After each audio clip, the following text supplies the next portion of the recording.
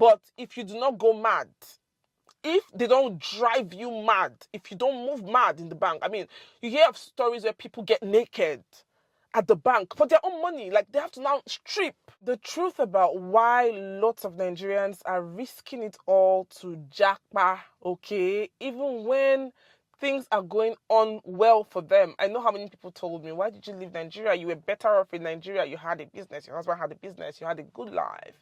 So why? If you had a good life, why did you leave Nigeria? Now, a lot of things that I'll be saying, I believe can be applied to other countries, other African countries, but because I do not know about how things are in other countries, I know about my own country, Nigeria. I'm going to be speaking about my country. Yeah, it's just sad if you do not know. In recent times, loads of Nigerians, including myself, we have left Nigeria. Nigeria is not what it used to be. Just in this short time, in a short period of time, Nigeria has drastically changed. I left like a little over 3 years ago. This is my 4th year now. And the Nigeria that I left is totally different from the Nigeria now. And this is why a lot of Nigerians are leaving the country. It's funny. I mean, people in the West, people that come from the West, they think that Nigerians left, or a lot of us left because we were poor. Oh, we're from a poor country somewhere in Africa. Oh no, the joke is on you, because we are extremely rich people, and you can tell from our lifestyle. We live a lifestyle of abundance. We live, see, we came from abundance, all right? We're not poor, we're not broke. On the contrary, I think it's some Western countries that are even the poor ones because they have nothing. We have everything. Allow me to brag a little bit about Nigeria, okay? Because I'm saying the truth. We have everything you can think about in abundance, okay? Is it gold? Is it silver? Is it diamond? Is it minerals? Is it, you name it, like coffee, you know, I mean, we have mineral, we have human resources, we have the population of almost 300 million people. We've got petrol, I mean oil, we've got everything any country needs. And that is why we we still the giants of Africa? But last I checked, we are the giants of Africa because we are richly blessed. You know, Africa as a whole is extremely blessed with all of these. So stop acting like you're a joke. Stop acting like you do not know that we come from wealth and abundance, okay? And that is why exactly it is very difficult for us to settle. Why are you guys leaving? Why are you risking it all? You're doing well. Come on, you have a good job. Why are you going to leave and go to the West and become a carer? Come on. You're going to go to the West and become a cleaner. So why then are we really risking all of these? I mean, a lot of us really were professors back home, and then now we are really cleaners in the diaspora, and it is sad. I'm really trying not to get emotional because when I talk about these things, I really break down. It's really sad. Yeah. I think I would share for the first time in my next video. I'll share some of the experiences that I had to deal with living in Nigeria. So the only problem that Nigerians face living in Nigeria is politics, and maybe religion.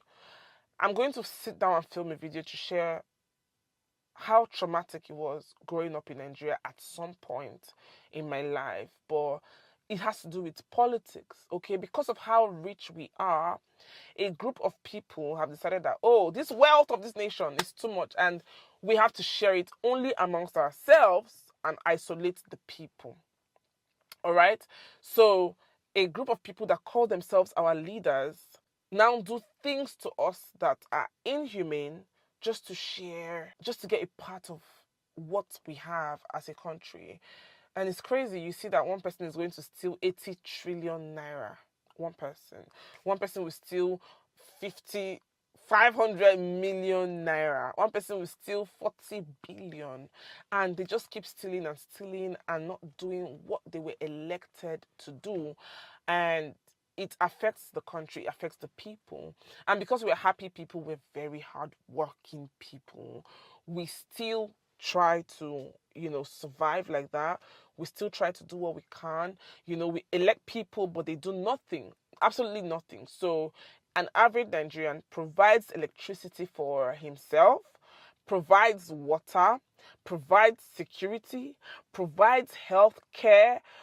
And with all of that, the government is trying to frustrate your business. I mean, you're using your business to... Now, government is not employing you. You are the one working hard, making money and providing all of these for yourself, taking your kids to good schools, spending all that money. That's why we're able to really afford international school fees, and we pay it once because we have a lot of money. We're rich people. We are rich people. Of course, there are poor people in every country. Don't get me wrong. I'm not saying every Nigerian is rich, but the soil, the land is a wealthy land.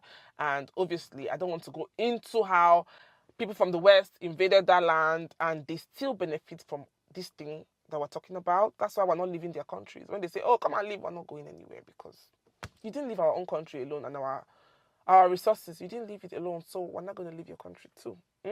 Sorry. I'm totally diverting. I'm digressing. I'm totally digressing. Let me just put my intro and then put myself together and come back.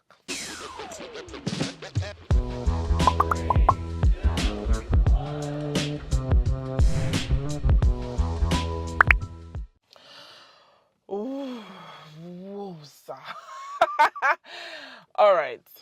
So the people that we call our leaders put us through so much stress. Every country there is stress. In my last video, I shared the stress that immigrants go through in this country that I live. But there are some stresses that are productive stress. It's for a greater good, right? Nigeria will put you through unproductive stress. How can I explain? Let me start with the banking system. So you put your money in the bank. Everywhere in the world, there's a banking system in it. Maybe there are bank charges sometimes. Where I bank now, I don't pay any charges. But in Nigeria, there are, tiny bank charges that are really nothing, or it used to be like that. But all of a sudden, you put your money in the bank and then you cannot access all of your money because you're using money to buy money. You're using, like, we used to buy naira with pounds and whatnot, but now we are buying naira with naira. And you go to an ATM card, I think they just enforced this new charge where if you're not using the same ATM machine as your bank, you're going to be charged 550 naira. Please correct me if I'm wrong. For every 10,000 naira. No, you're going to be charged 550 naira for every transaction. And most of these machines tell you that you cannot withdraw more than 10,000 at once. So you want 100,000 from this machine. What do? You go and slot in your card and you are removing 10,000 and they're removing 550, 550, 550, 550. You try to buy money from the POS people. I mean, it's frustrating. If you know you're going to the bank, you spend your entire day at the bank. Sometimes they tell you, oh, there's network problem. Your entire day, like you will not be productive that day because the bank is choosing to frustrate you. I have stories, I don't want to bore you guys, but this is something they can do for you easily. But if you do not go mad, if they don't drive you mad, if you don't move mad in the bank, I mean, you hear of stories where people get naked at the bank for their own money. Like they have to now strip before the bank will do what they are supposed to do. You have to strip or create a scene, go mad, basically, for your own money. The kind of stress they stress us in Nigeria is they, for no reason, increase the price of petrol and we have to pay like 6 times more than we used to buy petrol in the past. No problems. It's hard. But we are Nigerians. We work hard. It's okay. We're going to pay. Come on, how much is it? How much money in our water now? It's this up. But after that, they will make petrol very scarce. And you have to queue up all night, all day to have access to the petrol that you're buying for so expensive. This is something we have in abundance in our country, right? But we have to queue up. You can queue up and it gets to your turn and the station is going to close and say, oh, we're not selling anymore. Go somewhere else. You've been on that queue for 18 hours. The kind of stress that we go through is electricity tariff. Every single time since I left Nigeria, it has been increasing by 50%, 50%, 50%. Electricity now is gold. And that's not all. It's expensive, but what? You can't even find the electricity. in 2025. So you can't find electricity. You want to use generator now to give yourself electricity. You cannot buy petrol to fuel your gen because it's scarce. And it's ridiculously expensive. And the weather is hot. And the generator is noisy. It's just not peaceful. Everything, they're frustrating you. You're doing your business. They're bringing new things that will make you frustrated. I pity parents. These leaders, they ate from their own generation. I mean, in the past, Nigeria was great. Nigeria was I think at some point it was less than 1 naira to a pound. Then later it became 1 naira to a pound. But today, it is 2,000 plus to a pound. 2,000 plus. When my dad studied in France, and when he got back, he went to do his NYSC in Jos, because people that schooled abroad, they will post them to Jos because Jos has very cool weather, so they'll post them to Jos. And that time there were jobs. I mean, if you go abroad, you come back, because come on, there are jobs everywhere. So these people ate from their generation, stole from their generation, stole from the next generation, stole from my generation. They are stealing from my children's generation. Like, when there's no end, you guys have eaten, stolen.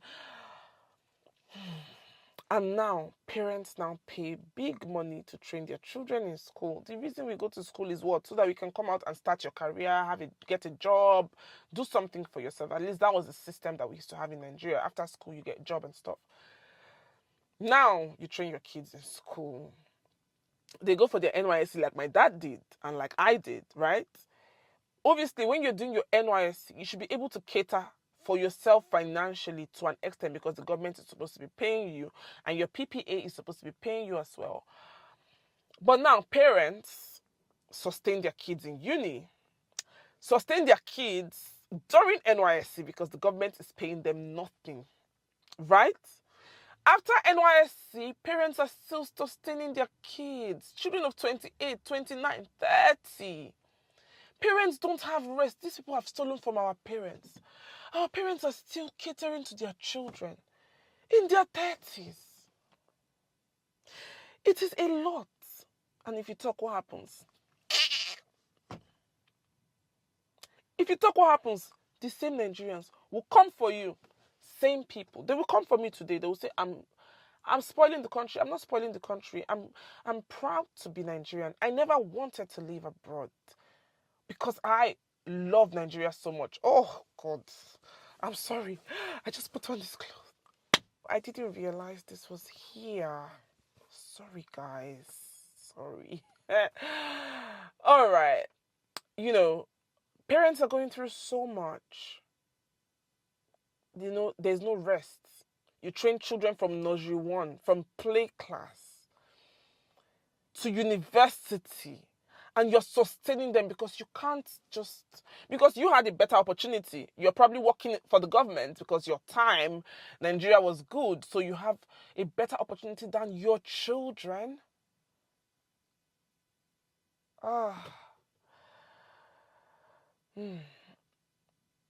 Which way, Nigeria? So when people leave Nigeria, they know that they're leaving money. Literally, we're leaving money. We're leaving our support system. We're leaving our house helps. Oh my God, I miss house helps. Oh my God. Oh, we're leaving our nannies, our house helps, our families, your kids' grandparents, your kids' cousins. You have to separate from that to be isolated in another land because you want sanity. It's not because of money. There's no money abroad. We make all the money in Nigeria, so much money. Right? You leave all of that and say, let me be my own house help. Let me run my own family because I just need sanity. I just need a country that is moving forward, because inside, like in the midst of all that we are going through as a nation, there are terrorists in that country. So you want to just take a short trip. The next thing, you're kidnapped. The next thing, maybe, or if you're lucky, your family will have to pay through their nose. So safety, your safety is being threatened. because there's only so much security you can provide for yourself. And, we just live like orphans, like we don't have parents. So we've been bullied by our leaders. So they keep sharing the money. Money that they cannot finish, and their 10th generation can never finish. I don't know if they're normal. They're not doing anything to attract investors. They're not trying to make the country grow. All they're trying to do, sometimes they go into a community, everybody, just so that they can mine gold. Come on. So we're not poor. We just can't cope. We just need to move forward. We just need to give our children a sane place to live. And it's the most painful thing. Your country is your home. And if there's no peace in your home, you can't be happy. You can't.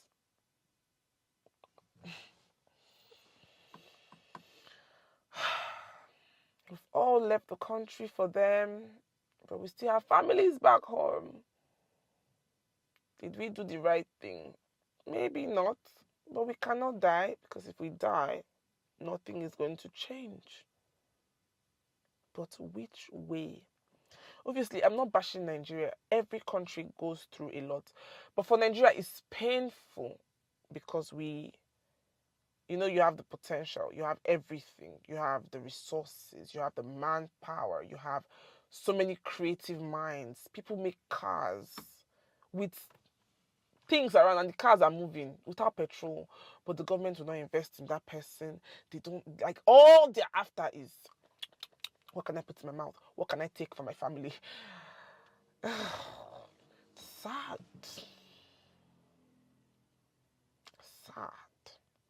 And because of that, people don't even question people anymore. I see girls doing OnlyFans. I grew up in a country where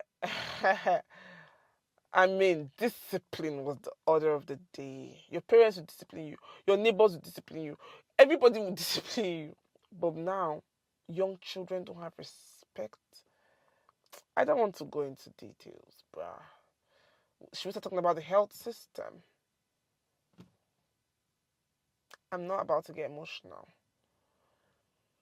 And I don't know why I'm doing this video, to be honest. Maybe to just rant.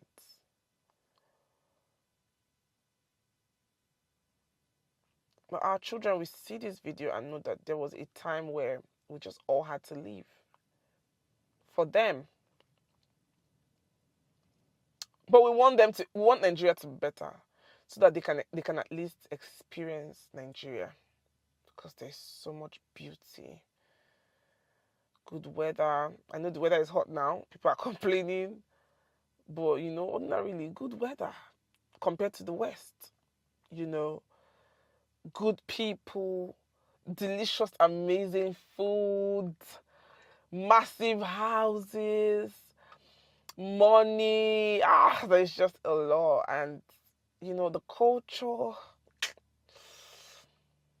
I'm out of here because I can't just keep talking. I have a lot to say. I can't even face the camera because I'm just... It's sad. The UK is my home now. I know all of you are asking, oh, you said you were going to go back. You say, I'm not going anywhere. I think home is where it gives you peace. Home is where it gives you an opportunity to have peace and sanity. That's for me at the moment. Yeah, so it's my home for now. But Nigeria is my original home that I love so much. And if any of our leaders ever come across this video, please do something. Enough. Hi, pity the children now. For the sake of our past heroes, they don't do. I beg. This video, am I even going to post it? I beg.